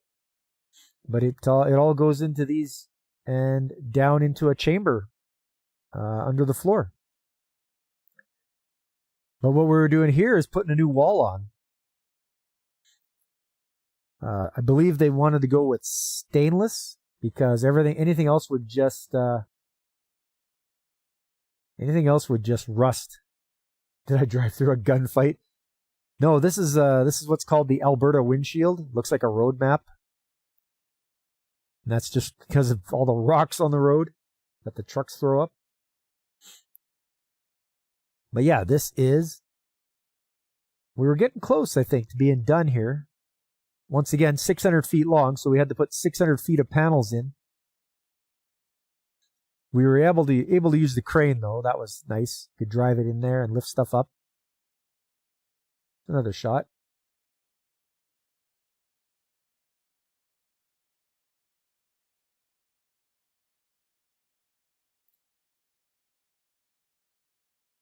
And remember I told you that all that liquid went down into a chamber? Well, here you go. There's the chamber. And it's got a pump, as you can see. Pump hooked up to it so you could pump out the liquid that's down there.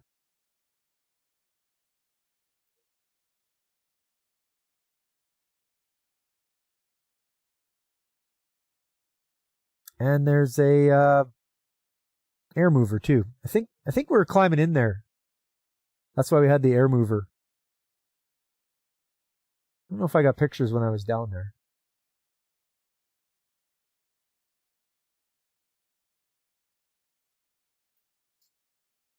Safe light repair, safe light replacement. Yeah. You're about to say that's any rural winch? Yes. Yeah, exactly, Fabric. You know.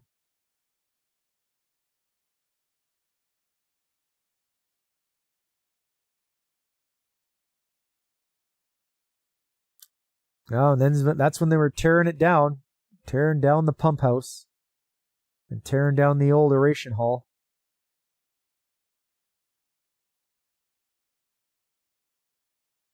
You always wonder why air movers look that way? Yeah.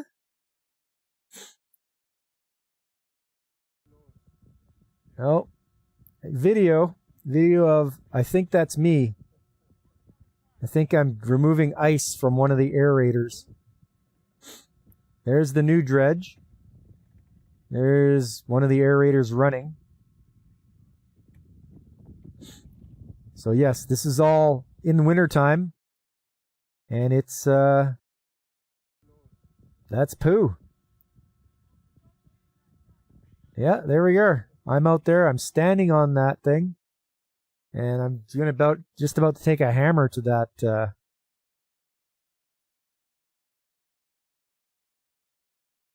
piece of ice and knock it off because it'll flip over that aerator.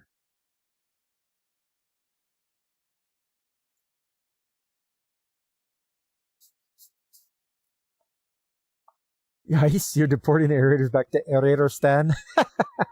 Different kind of ice. The cold kind. The frozen water kind. Yeah, and there it is. That's how you got out there. See that? All this is ice. Icy poo. And you chip it away until you get to where there's water. And that takes you about, I don't know, 45 minutes. You're chipping away and moving along in the boat, trying to get past this ice here so you can get to the dredge. So yeah, these poor bastards, they got to go out there and do something. Might just be regular maintenance or something, but Yeah, it's pretty crazy to have to chop through that ice just to get to the water. Saved you from being the one to make that joke. You know.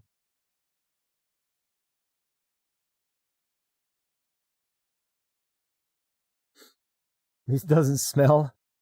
Can't smell in the wintertime because your nose is plugged up. It's a shit sickle. Yes. Yes, it is. That's exactly what it is. Look at that thing. That is a large piece, but that's just from the water that gets sprayed up by the aerator landing on the rope that holds it. And then it just freezes there.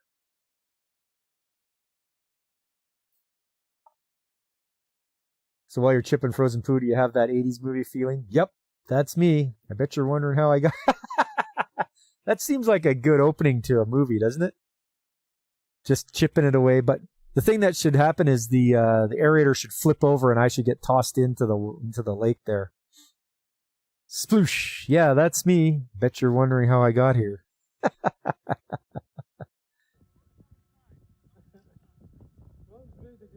Yeah, I wish they could have got me hitting it off there. But yeah, that's what it looks like.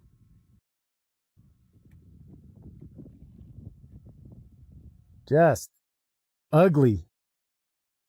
I'm glad I don't have to do that anymore, guys. This is a step up for old Pop. I don't have to go do that anymore.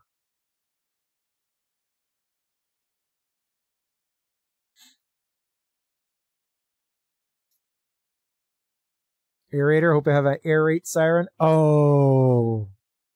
I'm gonna have to ask you to leave now. Well, that's all I got for those pictures there, fellas.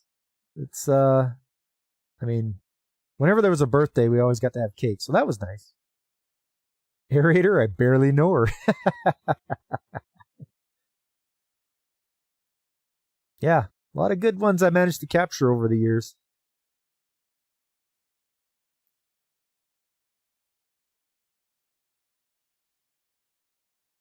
You don't remember seeing Crap Chopper on my career day?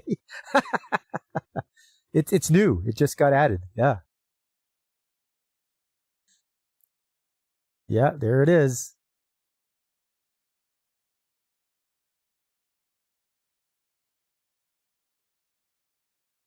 I should show you the video for that one, though. I think I could find it here. When this guy's running, I'm pretty sure I got it. Yeah, everybody, hey, we got the jokers going on. That would be at the pump house. And, well, there's that picture. That's when it's got the guard, or part of the guard on, and see how it's a cogged belt? And these are cogged shivs, too. So that's for extra gripping power. That's why I took that picture, DJ. This is Sparta! But yes, so this guy, I don't know if anyone's seen this before. I don't know, Godzillionaire, if you have or not, but these are cogged belts to go on the cogged shivs. Or tooth belts. Cog belts, I think. Anyways, better grip than just your regular V belt. No slipping.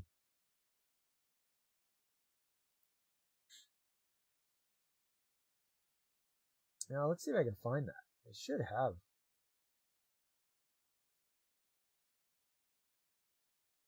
I should have video of that. I mean, it's in my startup, my intro video.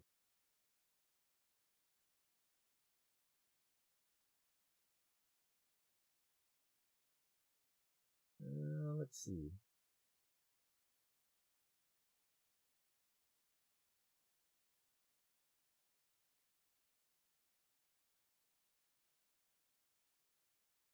Pump house.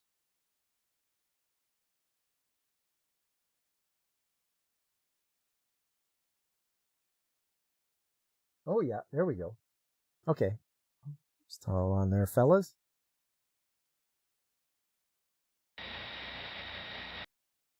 This is when we first started it up.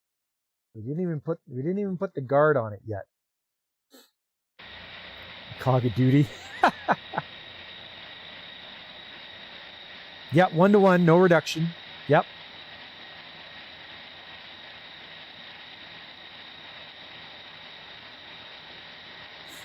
I don't know if you can hear that, but yeah. So this is the video I used for my intro.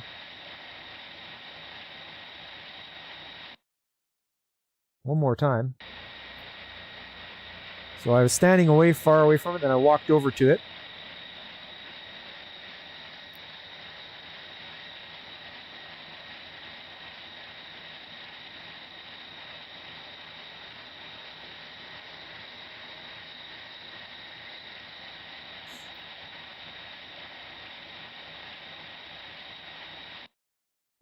Very noisy. Yeah, really not something you want to hang out and listen to.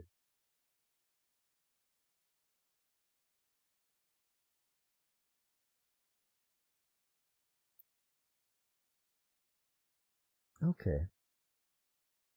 Yes, this is Sparta.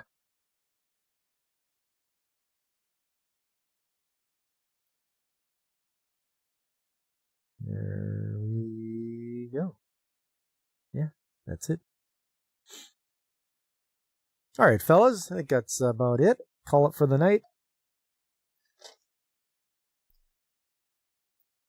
I just want to thank all you guys for coming out today. Godzillionaire, Alex Moore, Fabric Folds, of course, Veritax, DJ Runny G. Always good to see you, DJ. And Aris, you were here too. I saw you. Anybody else that I missed, or if you were lurking and listening, I appreciate that. If you guys do me a favor, please hit that like button, subscribe if you haven't already, all that other good stuff, you know. Feel free to, watch some videos, get my watch hours up, you know. The last place you worked had a product reject. The fan they installed was making a whoomp, whoomp, whoomp sound. I could hear it from your desk, but I was asking you to figure out what was wrong. Was it imbalanced, Godzillionaire? You don't know if you went over or if you just don't do daylight savings time. Just be tuning in to Ars after you appear as a robot on Stark's channel. Ah, yes. Don't forget to tune into Ars. He does some streaming on YouTube. Told him the fan needs to be balanced. Don't even need to get up to tell you that. Attaboy. You're like, you know what? I don't even have to get up. I can tell you what's wrong right now.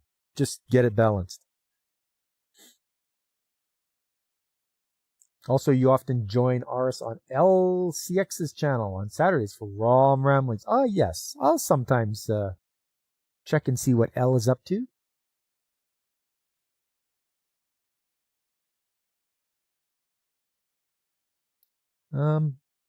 Anyway, yeah. Coming up, guys. On Saturday, I'm got into the second half of Odin Sphere. I'm not playing Gwendolyn anymore. Apparently, I'm Prince Cornelius, who got turned into a puka, which looks like a bunny. So I'm going to be a bunny, going around and taking people down. I'm just kind of wondering where this story is going to go. So join me then, 9 a.m. Mountain Time. And then on Sunday, Anime Chat, yes, indeed, we start off the year with one of the best decades ever, the 80s. Yes. 80s anime on Sunday Anime Chat. And if you missed it, go rewatch it because we had some real good ones. The ones which let me check which ones did. I should remember this off by heart, but oh yes, that's right. There was Astro Boy from the 1980s. We looked at that one. We looked over Kinnikuman, also known as Ultimate Muscle. So, this guy's a big tough wrestler, but it was called Kinnikuman. And finally, Dirty Pair. I can't recommend Dirty Pair enough. If you haven't seen it, it's balls to the wall action and comedy, and it just doesn't stop. Like, even the first episode is just you've got action all the time. So that's Dirty Pair from 1985. So those are the ones that I showed last Sunday. This Sunday coming up, you're going to have to be here to see which ones I'm going to showcase. Once again, 9 a.m. Sunday. Stop in. And then, of course, there's always Tuesday, always Trades Talk Tuesday. You guys know where to find me. 7 p.m. I'll be here. We'll be talking industrial stuff. We'll look over some of the articles and such on the news that I cast doubt on. We'll be looking at, injury reports or fatality reports because it gives everybody a little bit of a wake-up call. And you guys spotted a lot of stuff in those pictures that I didn't notice. So good on you. And of course, there'll be lots of pictures and videos, and we'll get back into the swing of things here. New year, we'll keep forging ahead. But when I'm not on, you can always watch Pacific 4-4 or DJ Ronnie G, who's also in the chat. Brandon the Anime Guy. Carl at the RNG Podcast. I'm going to be on Carl's show on Thursday, on the 8th. We're going to talk the Intellivision. Mattel's Intelligent Television. Because I used to play one when I was younger. When will you show the seminal 80s anime Robotech? Oy! It's Macross. It's Macross. Harmony Gold ruined it. It's on my list. Fabric, it's on my list. My crossover of mechanical stuff and waifu anime is a testament to magic of YouTube. They aim to please. I'm more than just a one-trick pony. I'm more than one-dimensional. I'm a tradesman that likes anime and I play video games. So, there you go. Hey, no sweat, DJ. Don't forget to tune into DJ. Loki calls it Robotech. Urgh. But yes, I'm going to be on Carl's show. We're going to talk about the Intellivision. And we'll see where we go from there. It was quite a leap from going from, and you guys, some of you guys, you're old enough to know, to go to leap from Atari to Intellivision, where you had just a joystick and a button on the Atari, and the Intellivision had like 16 buttons and a directional disc. It's like, man, and they had those overlays you put in to the controller, so you know what buttons did what. It was awesome. Anyway, Stone Cold Loki is one of your favorite people, but you often feel the compulsion to say in chat, "What is this? What is this Robotech you speak of? I do not understand." I do know Super Dimensional Fortress Macross, though. Who else? Oh, yes. You could also check into Infinite Metal. He's on Kick and Twitch. And a VTuber I've been watching called Call Me Kixie. She's on Saturdays. She streams at like 1 p.m. Mountain Time, 1:30. And she's really fun, family friendly, and you'll have a good time watching her play indie games. Seminal work is spelt the same way as that other word, synonymous word. Well, not synonymous. Back when console gaming was superior to PC gaming, but only because they were dedicated machines, whereas PCs tried to do everything. Kixie's why you need to use Twitch more. She's great, but she's also on YouTube as well. There, DJ. Kixie's very really welcoming and friendly, so you always have a good time watching Kixie. That Norris shows up in the channel's Twitch chat. Yeah, he does. He's one of your boys. You got to go chill with him. Right on. Well, I think that's it for me there, fellas. They gave up after PS3, 360. Consoles used to be unique and sometimes OP. Yeah. Honestly, like I say, because they were purpose-built, it's like, okay, we're building this thing to play these games. It didn't have to do everything. It didn't have, You didn't have config files and auto-exec batches to deal with and all that other kind of stuff and programming in MS-DOS and like, okay, what do I have to do to make this work with my sound card because it's not working. It's not Sound Blaster compatible. It's, you're using AdLib on your 386 there. You're trying to get King's Quest V to run. It's point and click.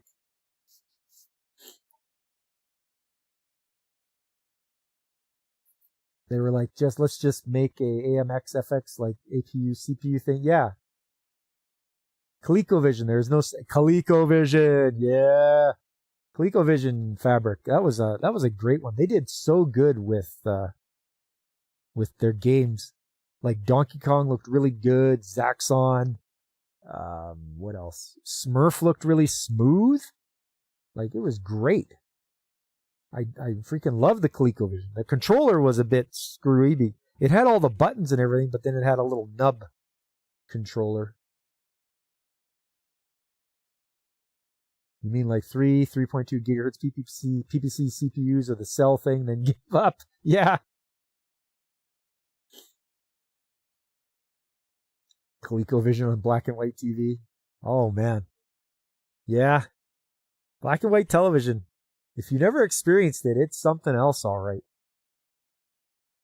It's weird. Your mind like puts the color in. Like, you don't see the color, but your mind must put it in. But yeah, I had a great time playing those old consoles. I still do. I still have the Intellivision app here. I could fire it up and play some Intellivision games. Because, Burger Time. Burger Time, one of my favorite Intellivision games. Or Space Battle. Space Battle was great too. But you guys should come out on Thursday and stop by Carl's stream.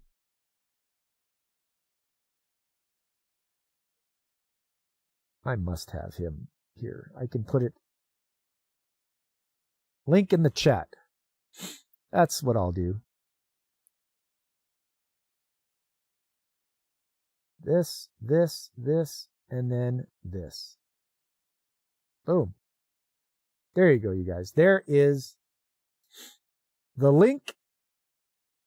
You can check Carl out. He talks a lot about games, and he does some really great shows with a lot of people. Very, very knowledgeable, this guy. Commodore 64, console or PC?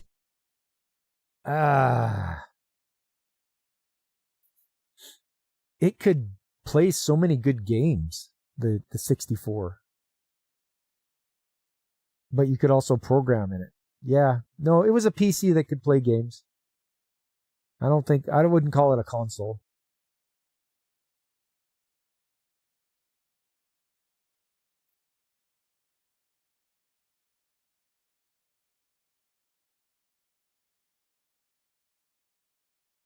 You're having trouble finding his channel. There you go. Carl. N64 greater than C64. N64 did well with 3D. One of the first consoles.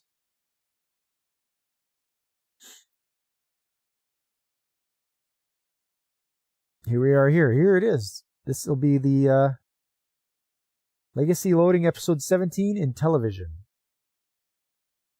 This is where he and I will chat in 45 hours.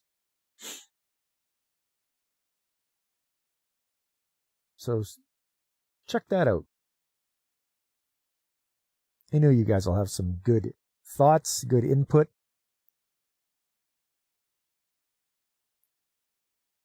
But I think that is it for me today, fellas.